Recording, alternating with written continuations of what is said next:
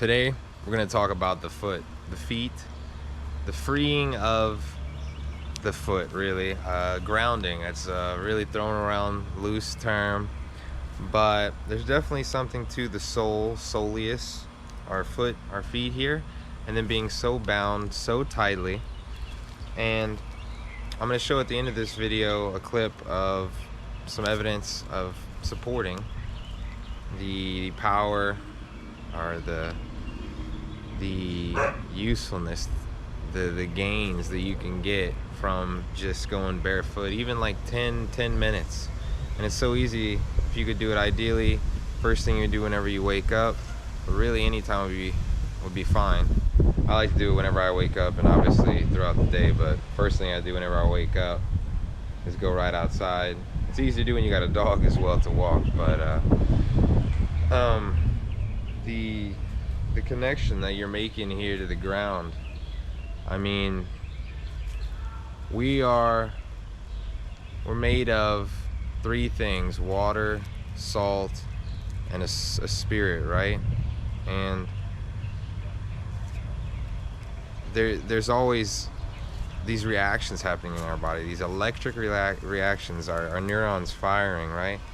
So we know that there's electricity going through us, and we know through the practice of actual electrical engineering, electricity, just really common low-level stuff, that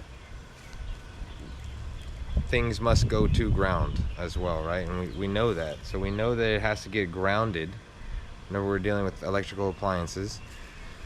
And we're also electrical, so why are we not making that electrical connection with the ground with our bare feet? It seems a little too obvious, but it's gone over most people's heads. And instead we're staying wound up with all of this electricity and not releasing it. And there's no good that comes from that, right? It's no coincidence that the material made for the bottoms of shoes is all rubber now. Rubber is non-conductive whatsoever. Isn't that funny? And then on the topic of feet as well, not walking around barefoot, you have weak feet. We tend to develop weak feet because they're never getting used. Weak in many different layers or levels, with one being just the physical level of obviously stepping on rocks or stuff like that, sticks and stuff, but also structurally, like it's not a strong foot foundationally, and you're more prone for injury as well. Maybe when like I mean, just doing daily things or living out life, you know, going, I don't know, maybe jumping on trampoline or something like that. I mean, there's a lot of structural integrity that we take for granted that works, but we don't take care of it. And it's as simple as literally just walking around on your bare feet on the ground can do that process of strengthening up your feet again like they should be. I mean, our toes are supposed to be splayed, maybe not as much as our fingers here, but they can be. If you look at tribal people in many different countries all throughout the world, you'll see that they have very splayed out toes, and that's actually better for running.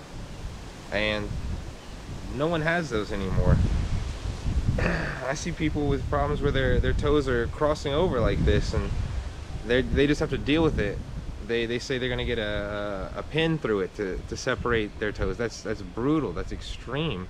Just for something we could fix ourselves by just walking outside and using them and gripping the ground with them by just walking on them barefoot. And even a simple thing that you can do in the shower. Shower ideally easiest because you can use soap. But you can literally just put your fingers through your toes and spread them out. I mean, it's not easy to do the first time whenever your toes are pretty stuck together, but once you do it for a bit, they start to spread out, and that's just kind of helping the process, kind of jump starting. It's a good thing to do. I mean, if you're gonna be in the shower washing your feet anyway, why not stretch out your toes as well? It feels good. And once again, that's this whole foundation of weak men from the ground up. I mean, this is literally your foundation.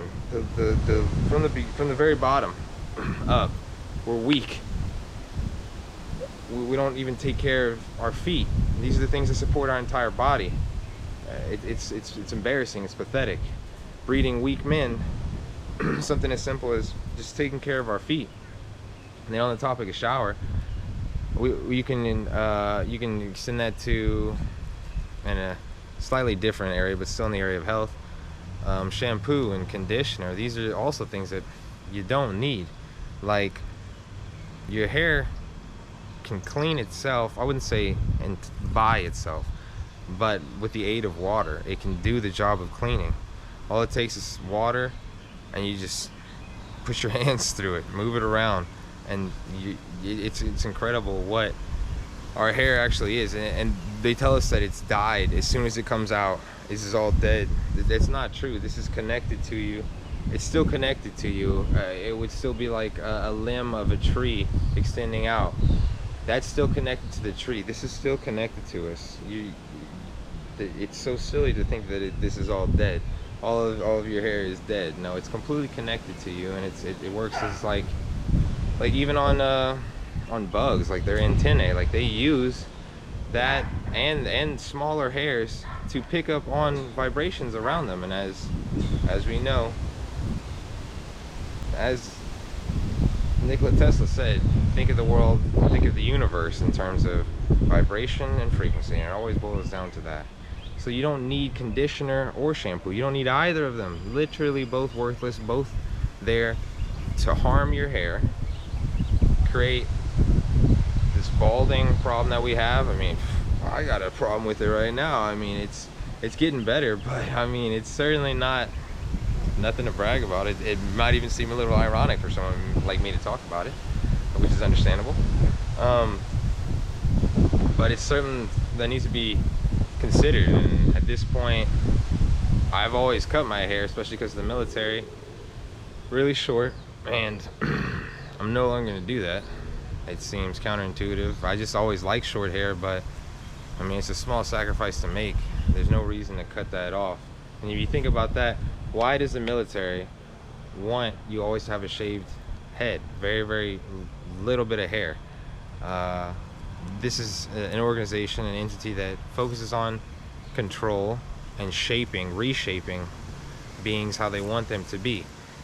And it's no surprise that they go and attack the hair as well. They attack many different fronts, but of course they attack the hair as well.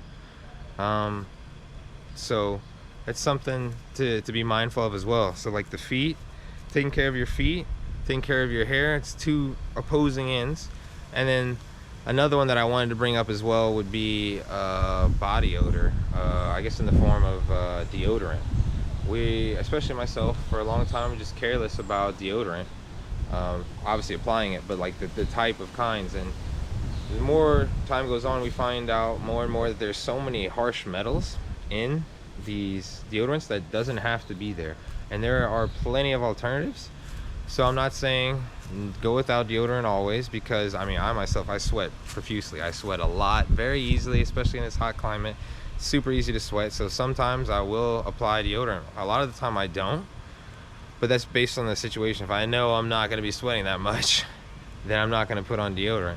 But if I know I'm going to go do a sport or workout or something like that, I'll probably put on deodorant. I mean, unless I'm working out in my own gym, which I usually am, I won't apply deodorant because I know I'm going to take a shower right after. But if I'm in public, I don't want to really...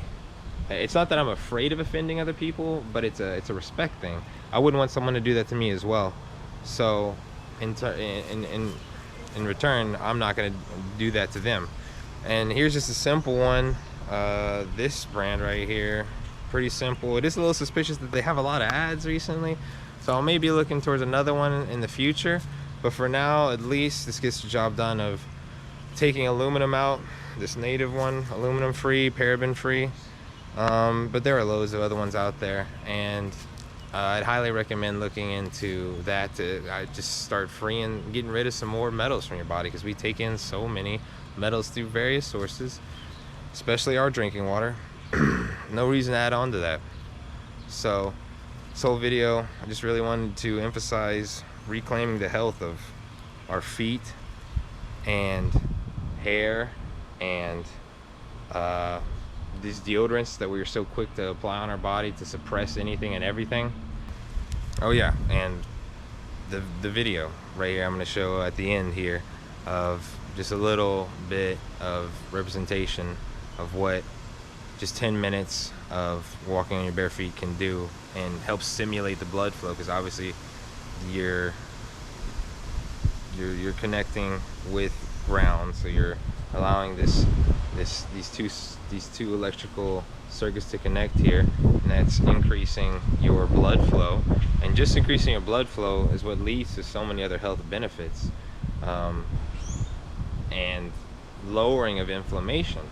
So there's no reason not to walk around barefoot at least once a day. You know, it's not that difficult to do. So start weaving that into your daily life, and that's it.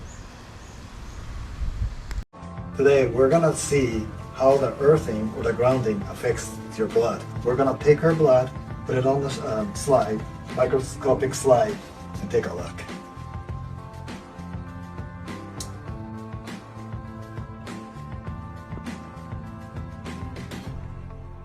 As you can see, all her red blood cells are stacked up. This is called a stacked up cell. And see, let's go see if the earthing can help improve a little.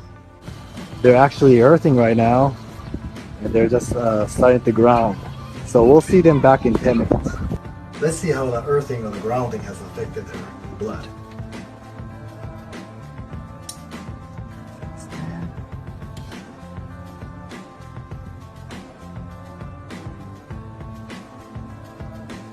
Okay. As you can see, the blood, before and after the earthing is obviously changed. So after you do the earthing, the blood can circulate better. This is a good example.